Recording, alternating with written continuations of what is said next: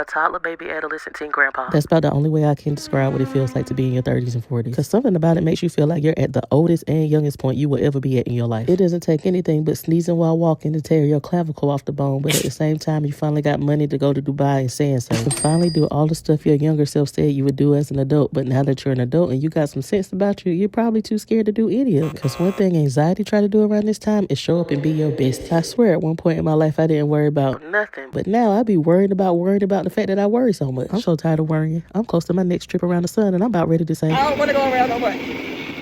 But one of the beautiful things about being at this point in life is that you go through so much stuff that at some point you just realize that if you can bounce back from one thing, you can bounce back from anything. If you've been rocking with me for a little while, you know about this time last year, I was about ready to star in a Life Alert commercial. I've fallen and I can't get up. Because your girl ruptured her ACL and fractured her tibia on the trampoline.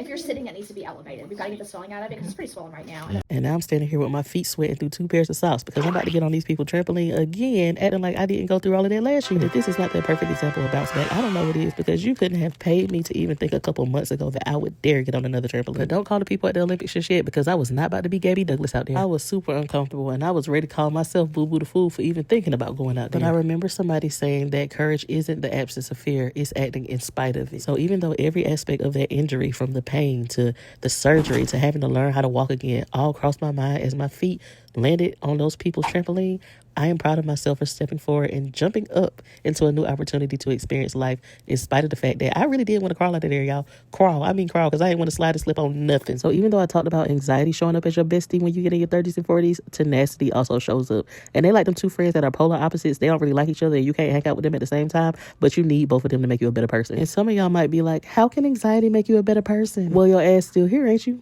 Exactly. If you didn't have anxiety, you would be doing all kinds of crazy stuff all of the time. You would have no regard for your life and you would just be out here living reckless. Something in your brain got to step in and say, He about to be fighting for his life. Lord, pray for him.